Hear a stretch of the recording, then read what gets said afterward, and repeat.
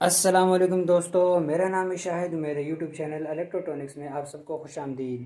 तो फ्रेंड्स, आज का जो हमारा टॉपिक है वो capacitor start capacitor run motor के बारे में है, यानी कि डुअल कैपेसिटर मोटर के बारे में है। Capacitor start capacitor run motor वो मोटर होती है कि जिसके अंदर दो कैपेसिटर होते हैं, टू कैपेसिटर मोटर इसको भी कहते हैं। और इसके अलावा इसको कहते हैं टू वर्ल्ड कैपेसिटर मोटर। एक ये सिंगल फेज़ मोटर्स की टाइप है। सिंगल फेज़ जो इंडक्शन मोटर होते हैं ये उनकी एक टाइप है। इसमें दो कैपेसिटर यूज़ होते हैं। इसके अंदर दो ही वाइंडिंग होती है, स्टार्टिंग वाइंडिंग और रनिंग वाइंडिंग। कैपेसिटर को पैरेलल में कनेक्ट किया जाता है एक दूसरे के। जो रनिंग कैपेसिटर है वो वाइंडिंग के साथ परमानेंटली कनेक्टेड रहता है, ड्यूरिंग रनिंग भी, ड्यूरिंग स्टार्टिंग भी। और जो स्टार्टिंग कैपेसिटर है वो सेंट्रीफ्यूगल स्विच के थ्रू कट ऑफ हो जाता है जब मोटर की स्पीड सिंक्रोनस स्पीड के करीब पहुंच जाती है, या फिर 80% तक की अगर सिंक्रोनस स्पीड के ये पहुंचती है तो जो स्टार्टिंग कैपेसिटर है वो कट ऑफ हो जाता है। इस मोटर को capacitor capacitor run motor dual capacitor motor इस वजह से कहते हैं कि इसके अंदर दो कैपेसिटर यूज़ होते हैं। जो रनिंग कैपेसिटर है की जो वैल्यू होती है वो तकरीबन 3 से 70 माइक्रोफेराड के दरमियान में होती है।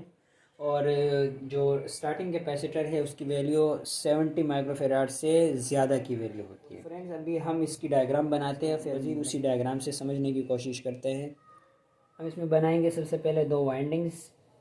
ये हमारे पास सबसे पहले ये इसकी एसी सप्लाई, और यहाँ पर हम बना देते हैं एक वाइंडिंग, और इधर हम बना देते हैं दूसरी वाइंडिंग, और इसके साथ हम यहाँ पे कनेक्ट कर देते हैं कैपेसिटर एक, और यहाँ पर हम एक दूसरा कैपेसिटर कनेक्ट कर देंगे, और इसके साथ हम यहाँ पे एक सेंट्रीफ्यूगल स्विच कनेक्ट कर देंगे। फ्रेंड्स, मैंने ये देखिए एक डायग्राम बना दी जिसमें ये वाली है रनिंग वाइंडिंग मेरे पास, ये है स्टार्टिंग वाइंडिंग, ये है रोटर, ये है रन कैपेसिटर, ये है स्टार्टिंग कैपेसिटर, ये है सेंट्रीफ्यूगल स्विच। अब दोस्तों इसमें होता क्या है, हम यहाँ से एसी सप्लाई अप्लाई करते हैं तो ये जो दोनों वाइंडिंग है ये 90 डिग्री पे अपार्ट होती है एक दूसरे से। जैसे कि हर इंडक्शन मोटर में जो सिंगल फेज़ की उनमें यही होता है कि जो दोनों वाइंडिंग्स होती है वो 90 डिग्री अपार्ट होती है एक दूसरे से। और इसके साथ ये जो कैपेसिटर लगा हुआ है ये हमेशा परमानेंट इसके साथ कनेक्ट हुआ हुआ है। जैसे कैपेसिटर रन मोटर में मैंने एक्सप्लेन किया था, मैं उस वीडियो का लिंक डिस्क्रिप्शन बॉक्स में डाल दूंगा, आप वो देख सकते हैं। और ये कैपेसिटर हुआ है बिल्कुल सेम जो कैपेसिटर स्टार्ट मोटर है उसकी तरह ये कनेक्ट हुआ है सेंट्रीफ्यूगल स्विच के थ्रू। जब यहाँ से सप्लाई आती है तो ये वाले कैपेसिटर के थ्रू भी आती है और इस वाले कैपेसिटर के थ्रू भी आती है। जो रनिंग कैपेसिटर होता है फ्रेंड्स, तो ये नॉर्मली यूज़ होता है पावर फैक्टर को इम्प्रूव करने के लिए इस मोटर में। और ये जो स्टार्टिंग कैपेसिटर होता है ये नॉर्मली यूज़ होता है स्टार्टिंग टॉर्क के लिए। एंड जब इस रोटर की स्पीड 80% तक पहुंच जाती है सिंक्रोनस स्पीड के। सिंक्रोनस स्पीड क्या होती है दोस्तों? सिंक्रोनस स्पीड वो स्पीड होती है जो वाइंडिंग में से करंट फ्लो करता है तो उसकी वजह से जो मैग्नेटिक फील्ड प्रोड्यूस होती है, तो मैग्नेटिक फील्ड होती है वो अल्टरनेटिंग होती है, क्योंकि हमने सप्लाई अल्टरनेटिंग दी है तो वो इस तरह से घूमती रहती है मोटर में। तो उसकी जो स्पीड होती है उसको सिंक्रोनस स्पीड कहते हैं। जब रोटर उस स्पीड के 80% तक पहुंच जाता है तो यह जो सेंट्रीफ्यूगल स्विच होता है स्टार्टिंग कैपेसिटर को कट ऑफ कर देता है, और रनिंग कैपेसिटर से नॉर्मली ये मोटर फिर चलती है नॉर्मल ऑपरेशनल कंडीशन में।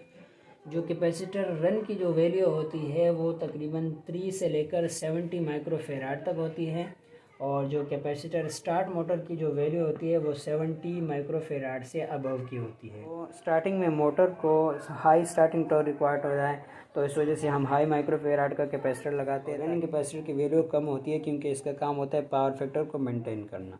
पावर फैक्टर 0.9 टू 1 को नॉर्मली सही माना जाता है, लेकिन इतना होता नहीं। अक्सर 0.8 0.9 इस तरह की वैल्यू हमें मोटर्स में मिलती है कुछ लॉसेस की वजह से। तो इस टाइप की जो मोटर होती है वो क्वाइट होती है, यानी कि उसकी साउंड बहुत कम होती है, स्मूथ रन करता है, जो एफिशिएंसी भी बहुत अच्छी होती है और बाकी जो सिंगल फेज इंडक्शन मोटर्स हैं उनसे।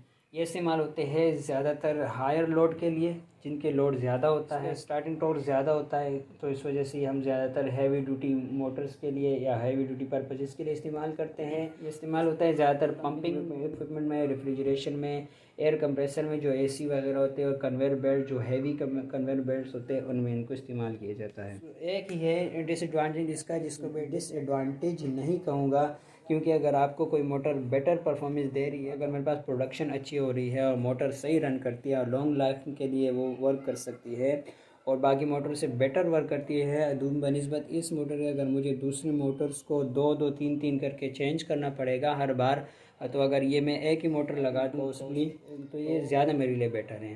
तो इसका डिसएडवांटेज यही है कि ये कॉस्टली होती हैं बनिस्बत बाकी सिंगल फेज इंडक्शन मोटर्स के। तो दोस्तों आज के लिए बस इतना ही। आई होप कि आपको कैपेसिटर स्टार्ट मोटर समझ आ चुका होगा। तो फिर मिलते हैं नेक्स्ट वीडियो में। Keep watching and keep supporting, like share and subscribe. अल्लाह हाफिज़।